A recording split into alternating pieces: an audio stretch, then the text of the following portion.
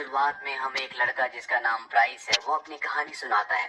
वो बताता है कि सन 1957 से मेरी परेशानियां शुरू हुई जब मैं अपने परिवार के साथ एक नई जगह पर शिफ्ट हुआ। हमें दिखाया जाता है कि 7 साल का ब्राइस अपने माता पिता के साथ एक नई जगह पर शिफ्ट हुआ है और तभी वहाँ पर उन्हीं के पास रहने वाली लड़की जिसका नाम जूली है वो आती है। वो ब्राइस की आंखों को बहुत ध्यान से देखती है और इसके बाद ये दोनों के दोनों ब्राइस के पिता के पास जाते हैं जो सामान को अनलोड कर रहे होते हैं। ये दोनों भी ब्राइस के पिता की मदद करना चाहते हैं, लेकिन ब्राइस के पिता इन दोनों को उस जगह से जाने को कहते हैं। और जब ब्राइस अपने घर की तरफ जा रहा होता है तभी जूली उसका हाथ पकड़ लेती है, जिससे ब्राइस घबरा जाता है।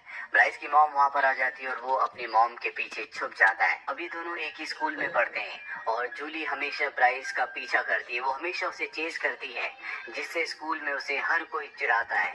और इसी तरह से कुछ साल बीत जाते हैं। ये दोनों के दोनों 6th क्लास में हैं और आज भी जूली ब्राइस के पीछे पीछे रहती है। इसीलिए ब्राइस इरिटेटेड रहता है। उन्हीं के स्कूल में पढ़ने वाली एक लड़की जिसे जूली बिल्कुल भी पसंद नहीं करती, जूली से पीछा छुड़ाने के लिए वो तय करता है कि वो उसे डेट करेगा। ब्राइस हर जगह उसी के साथ घूमना शुरू कर देता है ताकि जूली उसका पीछा छोड़ दे, लेकिन ब्राइस एक दिन गलती से उस लड़की को सारा सच बता देता है, जिससे उस लड़की को गुस्सा आता है और वो ब्राइस को थप्पड़ मारकर वहाँ से चली जाती है। इसके बाद हमें क्लास में दिखाया जाता है कि जूली ब्राइस के बालों को सूंघ रही होती है, जो ब्राइस को बहुत अजीब लगता है। और अब जूली भी अपनी कहानी हमें सुनाती है। वो कहती है कि सन 1957 में जब पहली बार मैंने ब्राइस को देखा था, उसकी आंखों में देखा था, तो मैं उसकी आंखों में खो गई थी।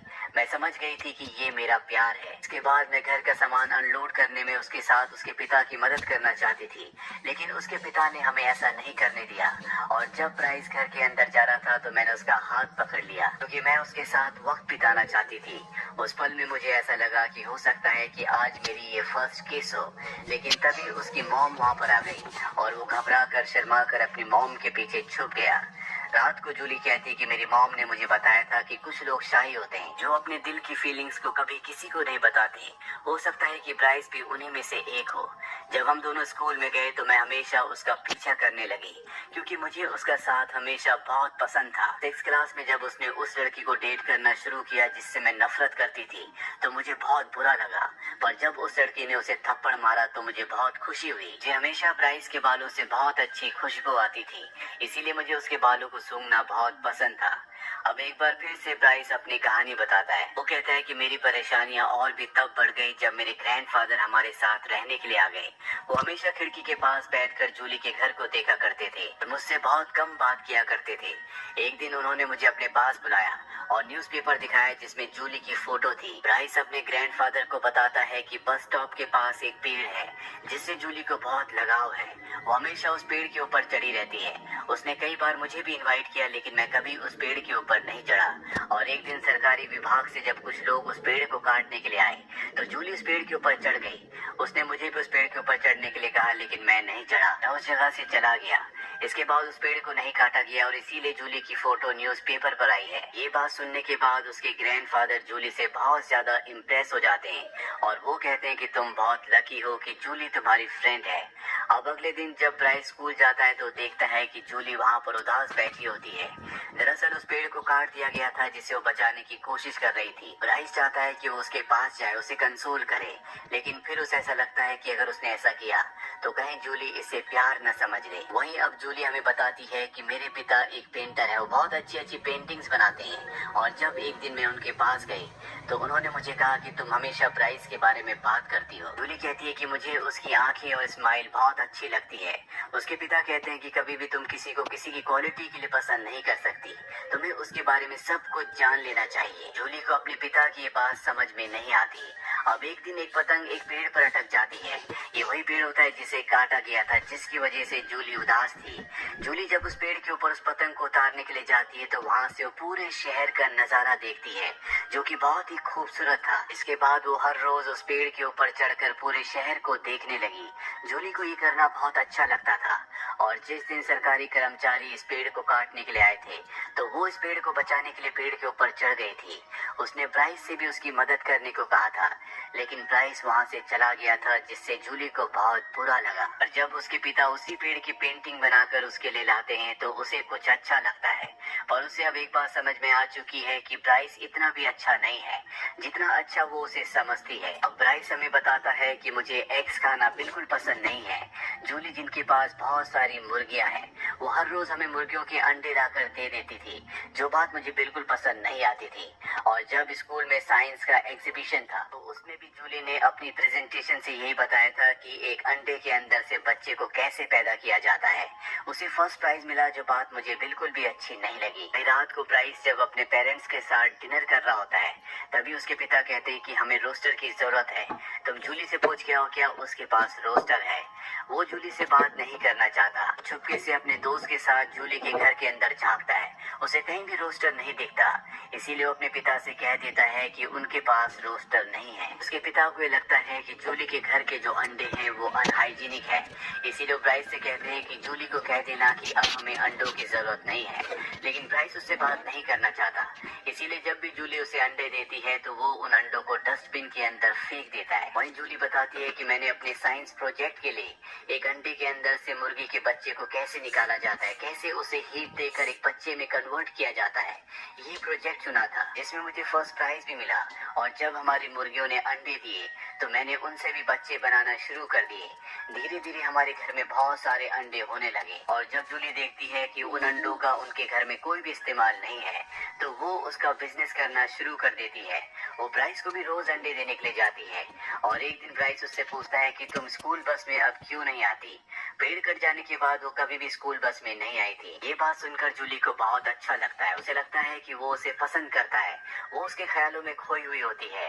और तभी ब्राइस घर से निकलता है जो जूली को नहीं देखता। उसके हाथ में घर का कचरा होता है, जिस कचरे के ऊपर जूली ने जो उसे अंडे दिए थे वो अंडे भी होते हैं। ये देखकर जूली को बहुत बुरा लगता है। ब्राइस उसे कहता है कि मेरे पिता को तुम्हारा घर बिल्कुल भी हाइजीनिक नहीं लगता, तुम्हारे घर के बाहर कोई अच्छा गार्डन भी नहीं है, इसीलिए हम तुम्हारे घर के अंडे नहीं खा सकते। ये सुनकर जूली को बहुत बुरा लगता है और वो वहाँ से चली जाती है। अब हमें ब्राइन बताता है कि उस घटना के बाद जूली ने मुझसे बात करना बंद कर दिया, मुझे चीज करना बंद कर दिया, जिससे मुझे और भी परेशानी होने लगी। एक दिन जब मैंने उसके घर के अंदर झांका तो मैंने देखा कि मेरे दादाजी यानी कि ग्रैंडफादर भी जूली के साथ उसके घर में काम कर रहे हैं, जो देखकर मुझे और भी गुस्सा आया। रात को मेरे दादाजी मेरे पास आए और मुझे कहा कि जूली ने मुझे अंडों के बारे में बताया, तुम्हारा जो कैरेक्टर होता है वो इसी उम्र में डेवलप होता है, तुम्हारी जो भी परेशानियां जो भी चैलेंजेस हैं तुम्हें उन्हें फेस करना चाहिए, तुम्हें चीजों को एक्सेप्ट करना चाहिए। जिसके बाद अगले दिन दिखाया जाता है कि ब्राइस जूली के पास जाता है, उससे माफी मांगता है, लेकिन जूली उसे माफ नहीं करती। रात को जब ब्राइस अपने पूरे परिवार के साथ बैठा होता है तभी ब्राइस के पिता ब्राइस के ग्रैंडफादर को कहते हैं कि तुम्हें उनके घर बार बार नहीं जाना चाहिए। ब्राइस के ग्रैंडफादर कहते हैं कि मैं उसके यार्ड को साफ करने में उनकी मदद कर रहा हूँ, उनकी फाइनेंशियल कंडीशन बहुत अच्छी नहीं है। जूली के पिता जितने भी पैसे कमाते हैं वो अपने भाई के इलाज में लगा देते हैं। दरअसल जूली के जो अंकल होते हैं वो नॉर्मल नहीं होते। ये बात सुनने के बाद ब्राइस के पिता कहते हैं कि इनका जीन्स ही खराब है। ये बात सुनकर ब्राइस की मॉम को बहुत गुस्सा आ जाता है और वो उस जगह से चली जाती है। ब्राइस अपने ग्रैंडफादर से पूछता है कि मॉम को गुस्सा क्यों आया। उसके ग्रैंडफादर बताते हैं कि जब तुम्हारा जन्म हुआ था तो तुम्हारे गले में ट्यूब अटक गई थी और अगर उसे सही वक्त पर नहीं निकाला जाता तो तुम भी आज वैसे ही होते जैसे कि जूली के अंकल हैं। ये बात सुनकर ब्राइस को अच्छा नहीं लगता, उसे एहसास होता है कि वो भी जूली के अंकल की तरह हो सकता था। वहीं अब जूली बताती है कि जब ब्राइस ने मुझे कहा था तो उसके पिता को लगता है कि हमारा घर बहुत अनहाइजीनिक है, इसीलिए हमारे घर के अंडे नहीं खाते। तो मैंने अपने माता पिता से बात की और उनसे कहा कि मैं यार्ड को साफ करना चाहती हूँ, जिसके बाद मैंने अपने घर के यार्ड को साफ करना शुरू कर दिया। ब्राइस के ग्रैंडफादर भी जूली के पास आते हैं और उसे कहते हैं कि मैंने न्यूज़पेपर में तुम्हारी फोटो देखी थी, अगर आज मेरी वाइफ जिंदा होती तो वो तुमसे मिलकर बहुत खुश होती, तुम मुझे मेरी वाइफ की याद दिलाते हो।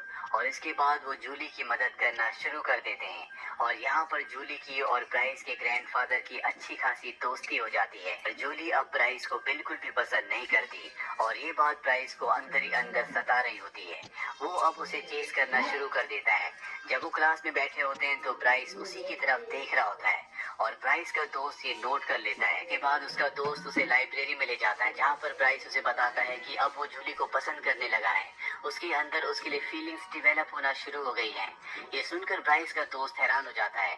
वो कहता है कि उसका घर कितना गंदा है, कितना अनहाइजीनिक है, तुम उसे कैसे प्यार कर सकते हो, तुम तो उससे नफरत करते थे। ब्राइस बताता है कि जूली की अंकल की तबीयत ठीक नहीं है, वो एबनॉर्मल है, उनके सारे पैसे वहाँ पर खर्च हो जाते हैं। ब्राइस का दोस्त कहता है कि जूली अपने अंकल की तरह ही एबनॉर्मल है। ब्राइस को इस बात पर गुस्सा तो आता है, लेकिन वो अपने गुस्से को दबाकर अपने दोस्त को कहता है कि हाँ तुम सही कह रहे हो, और उस जगह से चला जाता है। वहीं अब जूली हमें अपनी कहानी बताती है। वो बताती है कि मैं अपने डैड के साथ अपने अंकल से उनके बर्थडे पर मिलने के लिए गई थी। जब मैं उनसे मिली तो उन्होंने मेरी सारी फोटो संभाल कर रखी थी। हम आइसक्रीम खाने के लिए गए, जहाँ पर दिखाया जाता है कि जूली के अंकल की आइसक्रीम गिर जाती है। इससे वो बहुत ही अजीब बिहेव करना शुरू कर देते हैं, पर इससे पहले कि वो पूरी तरह से आउट ऑफ कंट्रोल होते, जूली उनके लिए एक और आइसक्रीम ले आती है। जूली अपने अंकल से मिलकर आज बहुत खुश है।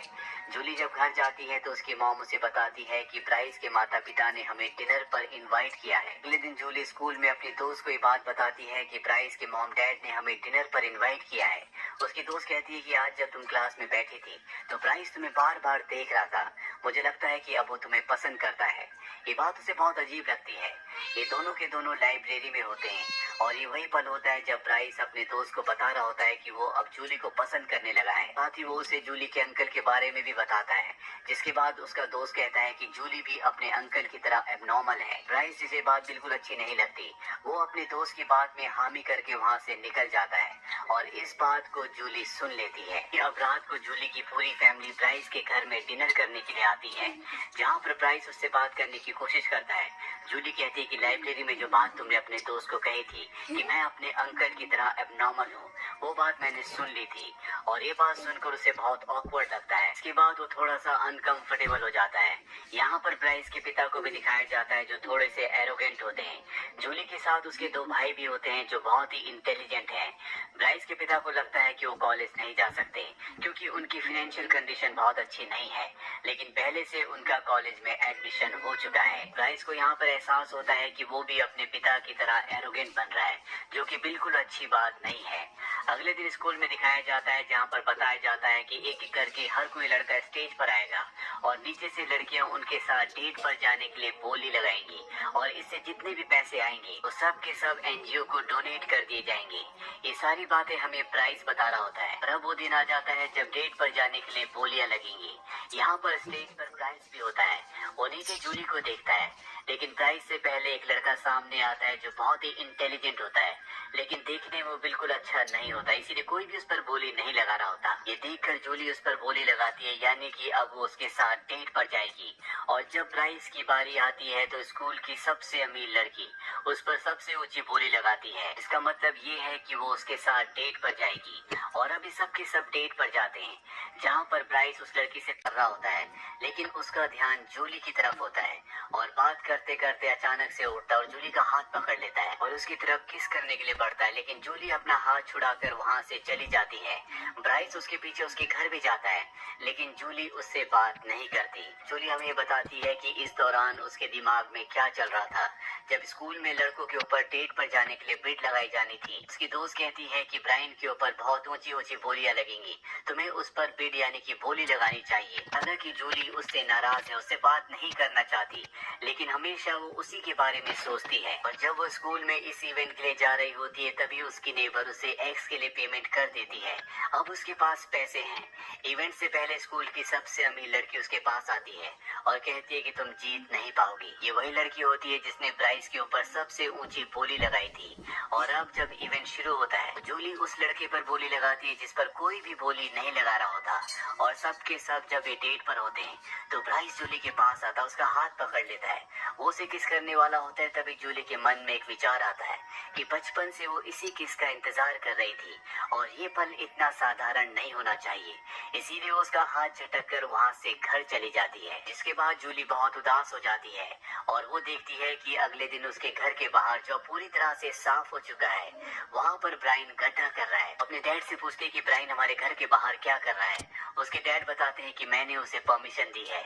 और जब वो बाहर जाती है तो देखती है कि ब्रायन उस गड्ढे में उसके उसी फेवरेट ट्री को लगाना चाहता है जिस पर वो हमेशा चढ़ा करती थी, जिसे काट दिया गया था। ये देखकर जूली के दिल में उसके लिए जितनी भी नाराजगी, जितना भी गुस्सा था, वो सब का सब खत्म हो जाता है और अब ये दोनों मिलकर उस गड्ढे में उस ट्री को लगाते हैं। और अब जूली कहती है कि इतने साल हम एक दूसरे के आसपास थे, लेकिन कभी भी हमने एक दूसरे से बात नहीं की। और जब ये उस प्लांट को लगा रहे होते हैं तो मिट्टी डालते वक्त इन दोनों के हाथ एक दूसरे से टच करते हैं। ये दोनों एक दूसरे को देखते हैं और एक प्यारी सी स्माइल करते हैं, जिसका मतलब ये है कि अब ये दोनों एक दूसरे को एक्सेप्ट कर चुके हैं और हमेशा एक दूसरे के साथ रहेंगे। तो ये थी एक प्यारी सी लव स्टोरी। उम्मीद करते हैं कि ये कहानी आपको पसंद आई होगी।